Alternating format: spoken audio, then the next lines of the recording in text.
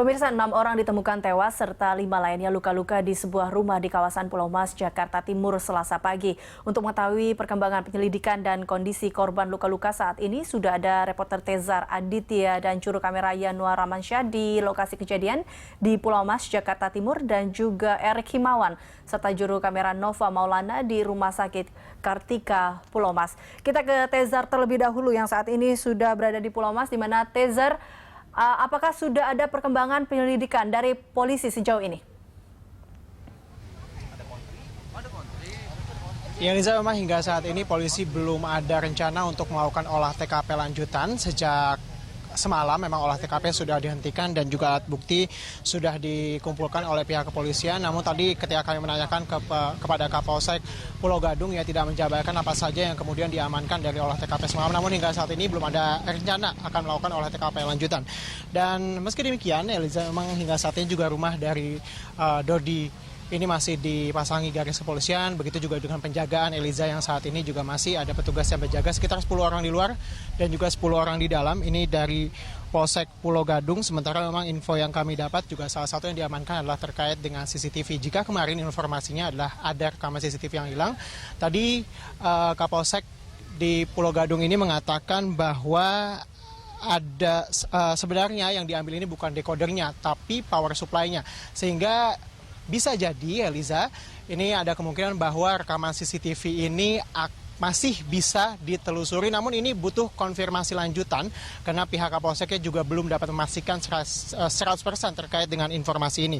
Dan dari pihak kepolisian juga menyatakan bahwa sebenarnya penyekapan ini sudah terjadi sejak Senin sore, kemudian baru diketahui pada Selasa sore, dan ruangan yang digunakan untuk menyekap ini memiliki lebar sekitar 1 kali 2 meter saja untuk 11 orang, dan itu juga tidak dilengkapi ventilasi, hanya ada heksos, dan heksos ini diketahui juga tidak berfungsi dengan baik karena tidak bisa mengeluarkan udara dari dalam ruangan tersebut.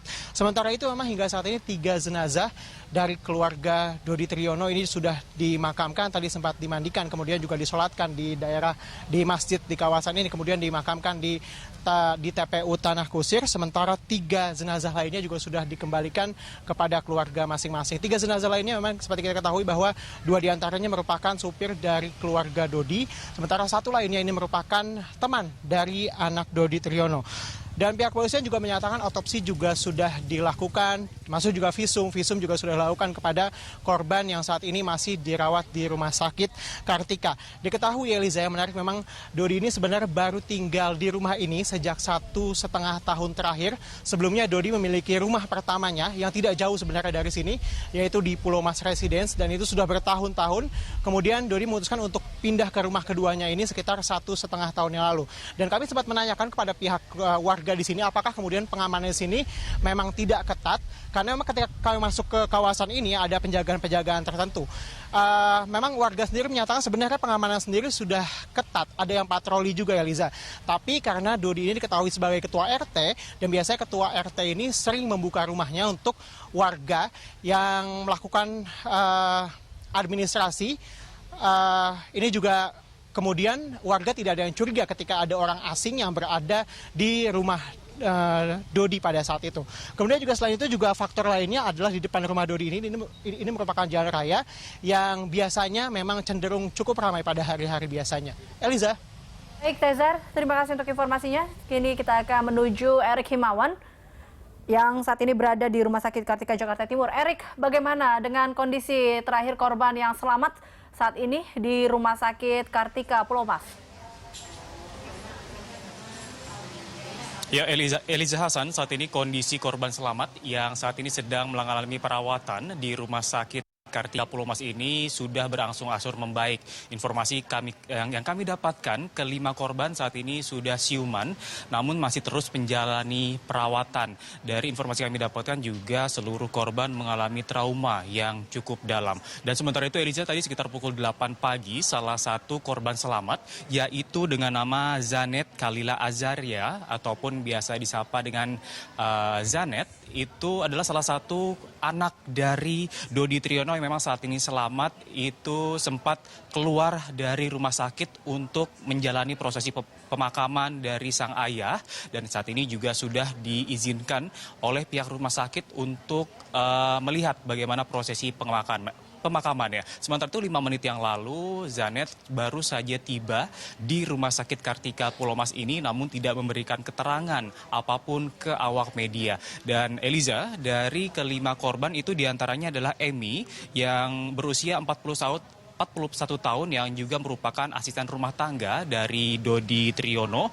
dan tiga lainnya adalah Santi, Fitriani, dan Windy, dan juga merupakan asisten rumah tangga dan kerabat dari Dodi Triyono. Dan seperti itu Eliza, informasi kami dapatkan dari beberapa sumber bahwa Komisi Perlindungan Anak Indonesia yaitu Erlinda sempat mewawancarai salah satu korban selamat yaitu Zanet, bahwa anak kedua dari Dodi Triyono ini menderita disabilitas yaitu tunarungu, sehingga pihak kepolisian ataupun dari KPAI kesulitan untuk menggali data dari korban selamat yaitu Zanet, dan rencananya nanti juga Polda Metro Jaya akan mendatangkan dari interpreter ataupun dari psikolog untuk menggali informasi lebih lanjut terkait kasus yang menimpa kelima korban selamat ini. Dan sementara itu dari kelima korban ada satu korban yang saat ini juga memiliki luka lebam di paha, kaki, dan tangan. Memang saat ini dipastikan bahwa perampokan kemarin itu disertai juga penganiayaan ke seluruh korban, ke 11 korban yang memang saat ini 5 diantaranya masih selamat yang saat ini dirawat di Rumah Sakit Kartika Pulau Mas. Dan sementara itu informasi kami dapatkan juga Anet, anak kedua dari Dodi Triyono, itu sempat disiksa. Informasi kami dapatkan dari KPAI juga dari Erlinda bahwa sebelum dimasukkan ke kamar mandi ukuran 1,5 meter kali 1,5 meter, Zanet juga sempat diceburkan ke dalam bathtub ataupun bak mandi berisi air dan juga ditodongkan senapan api. Eliza. Baik, terima kasih Erik Himawan untuk informasinya. Dan tadi ada laporan Erik Himawan dari Rumah Sakit Kartika, serta sebelumnya ada Teza Radit yang melaporkan langsung dari Pulau Mas, Jakarta Timur. Pemirsa, pembunuhan sadis di perumahan Pulau Mas Utara, Jakarta Timur terjadi hari Senin sore sekitar pukul 15 waktu Indonesia Barat. Namun kejadian baru diketahui polisi hari Selasa siang.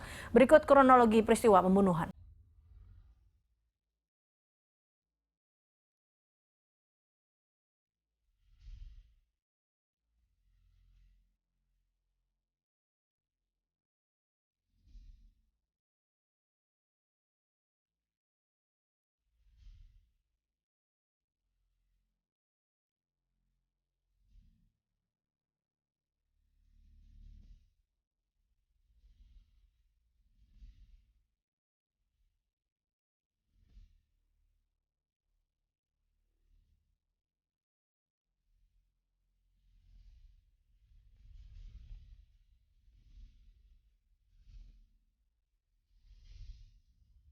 Ya, kita sudah saksikan tadi ada beberapa laporan yang menyampaikan beberapa fakta baru, dan kemudian tadi kita sampaikan mengenai grafis kronologi pembunuhan yang terjadi di Pulau Mas, Jakarta Timur. Saya akan kembali kepada kriminolog Ibu Hamidah.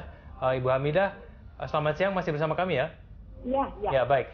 Bu Hamidah, kalau menurut Anda mengenai kejadian baik itu perampokan maupun pembunuhan yang terjadi di rumah mewah, saya ingin bertanya Bu, apakah ada sistem pengamanan di rumah yang betul-betul bisa menjamin supaya terhindar dari aksi kejahatan, baik itu pembunuhan, baik itu perampokan Bu? Iya, pada saat ini memang alat pengaman itu kan memang sudah banyak ya, seperti CCTV dan kemudian juga mungkin security seperti itu. Tetapi memang kelihatannya dalam kasus ini ya, dalam kasus ini saya melihat bahwa pihak keluarga ini yang berada di sana itu mempersilahkan mungkin dengan kekerasan begitu orang tersebut masuk ke dalam rumah. Nah, sehingga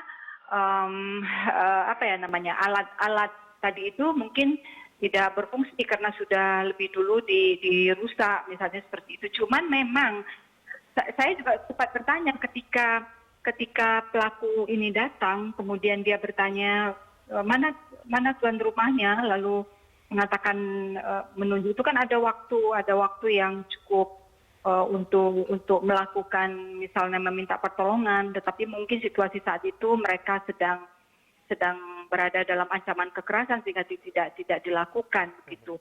Cuman kalau memang yang berdasar pengalaman saja ini, bahwa pengamanan yang dilakukan oleh masyarakat ini memang jauh lebih berfungsi ya, untuk mengatasi hal-hal seperti itu, karena orang yang masuk tadi mungkin dengan prosedur yang lebih ketat, kemudian juga kalau ada orang asing itu mungkin lebih terdeteksi. Tapi masalahnya kebetulan korban dalam kasus ini adalah seorang ketua RT yang mungkin disangka oleh masyarakat sekitar. Baik, itu adalah tamu. Bu Hamidah, mungkin nggak sih kalau ada orang dalam yang berperan di dalam kejahatan ini sehingga itu memudahkan pelaku untuk mengetahui mengenai kebiasaan orang rumah di dalam, sistem pengamanan seperti apa. Karena kan ini rumah mewah dengan sistem pengamanan yang cukup canggih, Bu, yang kita bicarakan. Seberapa besar juga sebenarnya orang dalam itu juga dalam melakukan tindakan ini sebenarnya, Bu Hamidah? Ya, saya kira dalam kasus ini ya, ini memang kejahatan ini direncanakan. Itu yang memang harus kita duga seperti itu. Kejahatan ini sudah direncanakan dengan matang. Artinya apa kegiatannya itu sudah diintai terlebih dahulu. Nah, kemudian ketika dia datang, kemudian ini dipersilakan masuk, lah ini persoalan lain lagi, kemudian menunjukkan tempat dan seterusnya. Kemudian juga apakah ketika orang ini masuk, kemudian dia menuju ke target misalnya, ini kan ada waktu yang tadi saya sampaikan, apakah tidak ada pertolongan, misalnya minta pertolongan dari luar. Nah, ini yang mungkin menjadi pertanyaan, sehingga ada dugaan apakah ada orang dalam yang membantu kejahatan ini. Itu ya salah satu dugaan yang mungkin bisa saja terjadi. Baik, Bu Hamidah, bagaimana kemudian menurut Anda nih, saran Anda bagi masyarakat, kira-kira seperti bagaimana kemudian kita bisa membuat sistem yang paling efektif untuk mencegah hal serupa? Kalau misalnya tadi Ibu bilang ada peran serta masyarakat. Nah, ini bagaimana kemudian kita bisa membangun sistem tersebut? Mengingat ini kalau kita lihat profil dari korban, ini ketua RT yang sebagian mungkin waktunya sudah disediakan buat orang-orang yang datang ke rumahnya kalau ingin berkonsultasi mengenai kependudukan, Bu. Bagaimana? Ya, kalau kita bicara kejahatan pada umumnya, yang kejahatan yang spontan ya, kejahatan yang spontan yang orang tanpa motif, tanpa rencana datang lalu mau mencuri atau merampok, mungkin itu bisa dilakukan tadi, misalnya orang ini kan sikapnya pasti akan berbeda ya, sikap orang yang datang bertamu dengan orang yang melakukan kejahatan pasti akan berbeda. Nah, sehingga pengamanan dalam rumah dalam arti orang ya, dalam arti orang ini juga harus menjadi filter kan, seperti itu.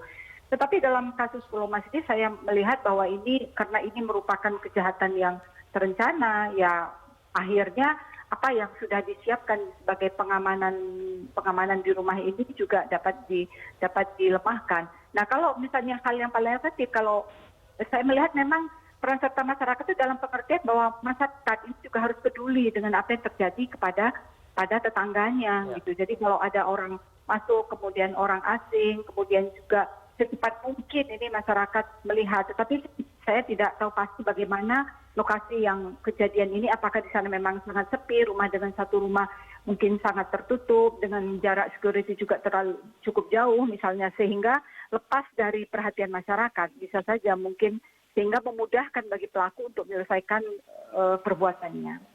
Oke. Baik, ini kita ke Pak Yohanes. Pak Yohanes, ini tadi kalau menurut Bu Hamidah bahwa memang harus ada peran serta dari masyarakat juga terkait dengan ini. Kini ada waktu sebenarnya kalau dilihat, tapi bagaimana masyarakat kok tidak bisa melihat atau bagaimana tidak bisa meminta pertolongan kepada orang-orang yang di luar?